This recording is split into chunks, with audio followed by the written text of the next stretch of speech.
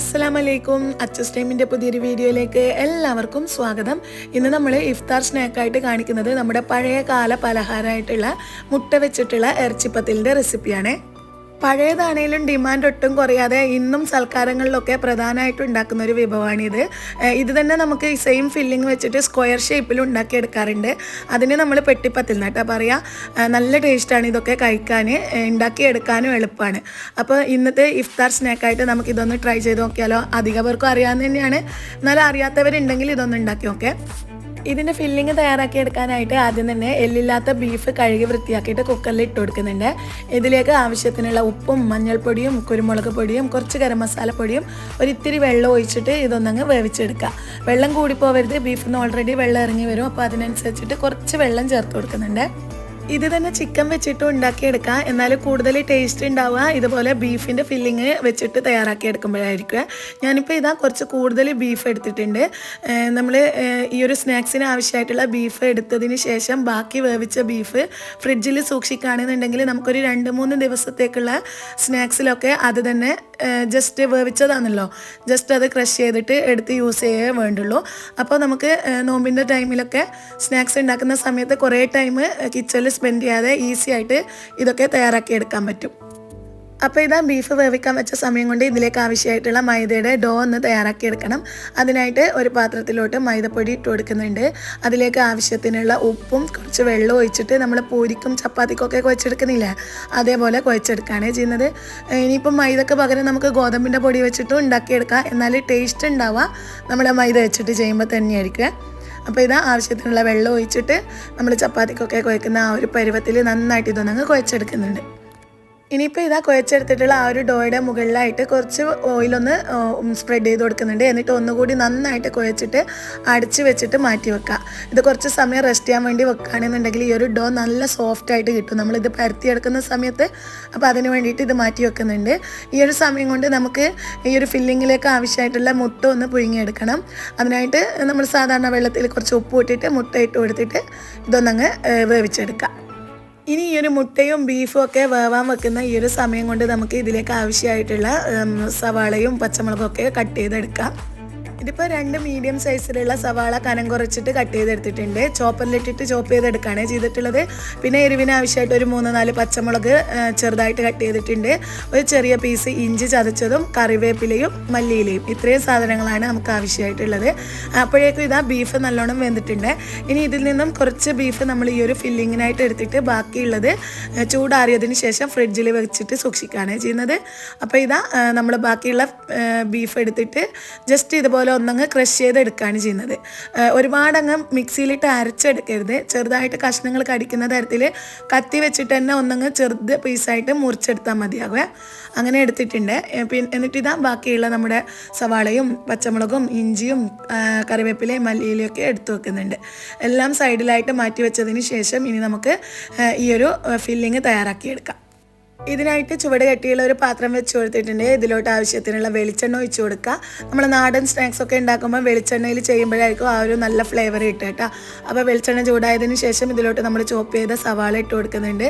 ഇത് പെട്ടെന്ന് ഒന്നങ്ങ് വാടി കിട്ടാൻ വേണ്ടിയിട്ട് ഇതിലോട്ട് ആവശ്യത്തിനുള്ള ഉപ്പ് ചേർത്ത് കൊടുക്കുന്നുണ്ട്. എന്നിട്ട് ഇത് നന്നായിട്ടൊന്നങ്ങ് വഴറ്റിയെടുക്കുക. പിന്നെ ഉപ്പിടുന്ന സമയത്ത് നമ്മൾ നോക്കണം, ഓൾറെഡി ബീഫ് വേവിക്കുന്ന സമയത്തും ഇട്ടിട്ടുണ്ട്, അപ്പോൾ അതിനനുസരിച്ചിട്ടുള്ള ഉപ്പ് ചേർത്ത് കൊടുത്താൽ മതി. ഇനിയിപ്പോൾ ഇതാ നല്ലോണം ഇതൊന്ന് മിക്സ് ചെയ്തെടുക്കുക. സവാള ചെറുതായ ഒന്ന് കളർ മാറി വരുന്ന സമയത്ത് ഇതിലോട്ട് നമ്മൾ ഇഞ്ചി ചതച്ചതും കറിവേപ്പിലയും പച്ചമുളക് കട്ട് ചെയ്തതും ഇട്ട് കൊടുക്കുക. എന്നിട്ട് ഇതെല്ലാം കൂടി നന്നായിട്ട് തന്നെ ഒന്നങ്ങ് വഴറ്റിയെടുക്കുക. ഇതിൽ നമ്മൾ വെളുത്തുള്ളി ഒന്നും ചേർത്ത് കൊടുക്കുന്നില്ല, വെറും ഈ ഒരു ഇഞ്ചി ചതച്ചതും പച്ചമുളകും സവാളയും മാത്രം ഇട്ടിട്ടാണ് ഈ ഒരു ഫില്ലിങ് ഉണ്ടാക്കിയെടുക്കുന്നത്. ഇനിയിപ്പോൾ സവാളയുടെ കളറൊക്കെ ഒന്ന് മാറി വരുന്ന സമയത്ത് ഇതിലോട്ട് നമുക്ക് പൊടികൾ ചേർത്ത് കൊടുക്കാം. അതിനായിട്ട് നമ്മൾ ഇറച്ചി മസാല ഉണ്ടല്ലോ അത് ചേർക്കുന്നുണ്ട്. പിന്നെ കുരുമുളക് പൊടി, മഞ്ഞൾപ്പൊടി, മുളക് പൊടി, കുറച്ച് മല്ലിപ്പൊടി, പിന്നെ കുറച്ച് ഗരം മസാലപ്പൊടി, ഇത്രയും പൊടികൾ ചേർത്ത് കൊടുക്കുന്നുണ്ട്. എന്നിട്ട് ഇതെല്ലാം കൂടി നല്ലോണം ഒന്നങ്ങ് വഴറ്റിയെടുക്കുക.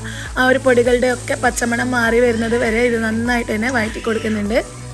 അതിനുശേഷം ഇതിലോട്ട് നമ്മൾ നേരത്തെ ക്രഷ് ചെയ്തെടുത്തിട്ടുള്ള ബീഫ് ഉണ്ടല്ലോ വേവിച്ച, അത് ഇതിലോട്ട് ചേർത്ത് കൊടുക്കുക. ഇതും ചേർത്ത് കൊടുക്കുക. എന്നിട്ട് നമ്മൾ നേരത്തെ കട്ട് ചെയ്ത് വെച്ചിട്ടുള്ള മല്ലിയിലയും ചേർത്ത് കൊടുത്തതിന് ശേഷം ഇത് നന്നായിട്ട് തന്നെ അങ്ങ് മിക്സ് ചെയ്തെടുക്കുക. നമ്മളെ ഫില്ലിങ് ഒരുപാടങ്ങ് ഡ്രൈ ആയിട്ടാക്കിയെടുത്താൽ വലിയ ടേസ്റ്റ് ഉണ്ടാവില്ല കേട്ടോ. കഴിക്കുന്ന സമയത്ത് ചെറിയൊരു ജ്യൂസി ടൈപ്പിലായിട്ട് ഉണ്ടാക്കിയെടുക്കുമ്പോഴായിരിക്കും ടേസ്റ്റ് ഉണ്ടാവുക. അപ്പോൾ നമ്മൾ നേരത്തെ ബീഫ് വേവിച്ചെടുത്തിട്ടുള്ള ബാക്കിയുള്ള സ്റ്റോക്ക് ഉണ്ടാവില്ല, അത് മുഴുവനായിട്ടൊന്നും വേണ്ട. അതിൽ നിന്നും 1 ടേബിൾ സ്പൂണിൻ്റെ അടുത്തോളം സ്റ്റോക്ക് ഇതിലോട്ട് ഒഴിച്ചു കൊടുക്കുക. എന്നിട്ട് ഇതെല്ലാം കൂടി നല്ലോണം ഒന്നങ്ങ് മിക്സ് ചെയ്തിട്ട് 1 മിനിറ്റോളം ഇതൊന്നങ്ങ് ഇളക്കി കൊടുക്കുക. എന്നിട്ട് സ്റ്റൗ ഓഫ് ചെയ്തിട്ട് ഫില്ലിങ് ചൂടാറാനായിട്ട് മാറ്റി വെക്കുക.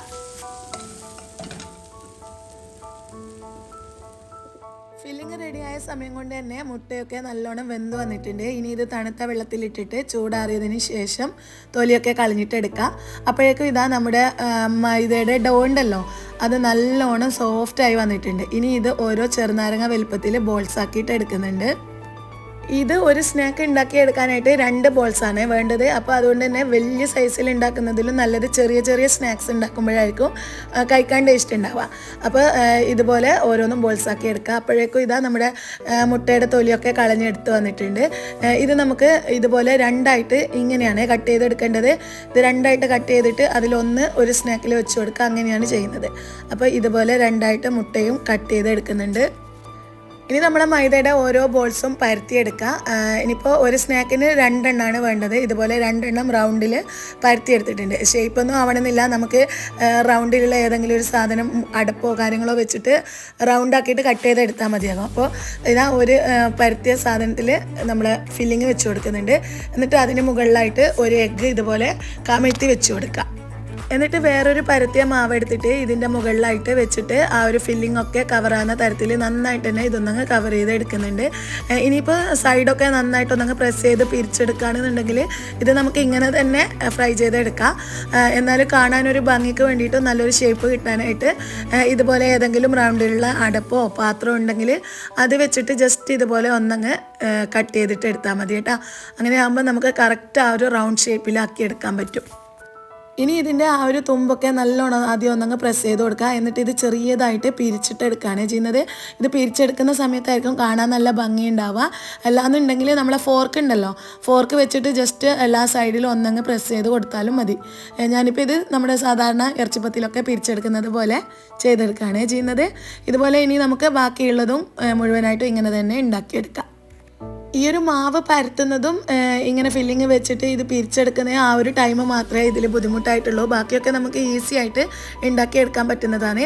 പക്ഷേ എത്ര ബുദ്ധിമുട്ടിയാലും നല്ല ടേസ്റ്റുള്ള സാധനം ആയതുകൊണ്ട് തന്നെ നമുക്ക് ഉണ്ടാക്കിയെടുക്കാൻ അധികം പണിയായിട്ടൊന്നും തോന്നില്ല.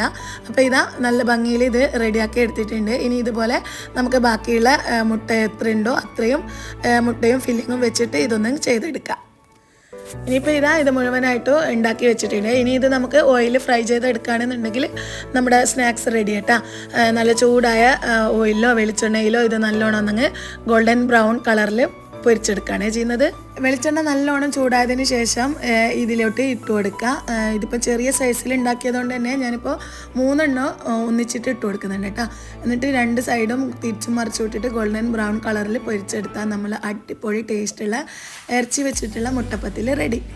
ഇത്രയേ ഉള്ളൂ. ഈസി ആയിട്ട് നല്ല ടേസ്റ്റിൽ പെട്ടെന്ന് ഉണ്ടാക്കിയെടുക്കാൻ പറ്റിയിട്ടുള്ള നമ്മുടെ മുട്ടപ്പത്തിലിൻ്റെ റെസിപ്പിയാണിത്. എന്തായാലും ഇഫ്താർ ടൈമിൽ നമ്മൾ ഓരോ സ്പെഷ്യലും കാര്യങ്ങളൊക്കെ ഉണ്ടാക്കുന്നതാണല്ലോ. എന്നാൽ പഴയകാല ഓർമ്മകൾ ഉണർത്തിക്കൊണ്ട് ഈ ഒരു ചായ പലഹാരം ഈ ഒരു ഇഫ്താറിന് ഉണ്ടാക്കി നോക്കട്ടോ. എല്ലാവർക്കും അറിയുന്ന റെസിപ്പി തന്നെയായിരിക്കും. എന്നാലും അറിയാത്ത ആരെങ്കിലും ഉണ്ടെങ്കിൽ ഇതുപോലെ ഒന്ന് ട്രൈ ചെയ്ത് നോക്കുക. സൂപ്പർ ടേസ്റ്റാണ് കേട്ടോ. ആ ഒരു മൈദ കുഴക്കുകയും പരത്തുകയും പിന്നെ ഇത് പിരിച്ചെടുക്കുകയും ചെയ്യുന്ന ആ ഒരു ടൈം മാത്രമേ വേണ്ടൂ. ബാക്കിയൊക്കെ നമുക്ക് ഈസി ആയിട്ട് ചെയ്തെടുക്കാൻ പറ്റിയിട്ടുള്ളൊരു റെസിപ്പിയാണിത്. അപ്പോൾ ഉറപ്പായിട്ടും ഈ ഒരു ഇഫ്താറിന് ഇതൊന്ന് ട്രൈ ചെയ്ത് നോക്കുക. എന്നിട്ട് മറക്കാതെ ഫീഡ്ബാക്ക്സ് അറിയിക്കുക. വീഡിയോ ഇഷ്ടമായ ലൈക്ക് ചെയ്യുക. ഫ്രണ്ട്സിനും റിലേറ്റീവ്സിനൊക്കെ ഈ ഒരു റെസിപ്പി ഷെയർ ചെയ്ത് കൊടുക്കുക. ഇതുപോലുള്ള ഈസിയും ടേസ്റ്റിയും ആയിട്ടുള്ള സ്നാക്സൊക്കെ കാണണമെന്നുണ്ടെങ്കിൽ നമ്മുടെ അച്ചൂസ് ടൈം എന്ന ചാനലൊന്ന് സബ്സ്ക്രൈബ് ചെയ്തിട്ട് സപ്പോർട്ടും ചെയ്യുക. അപ്പോൾ ഇൻഷാ അല്ലാഹ് പുതിയൊരു വീഡിയോ ആയിട്ട് വീണ്ടും വരുന്നത് വരെ എല്ലാവർക്കും അസ്സലാമു അലൈക്കും.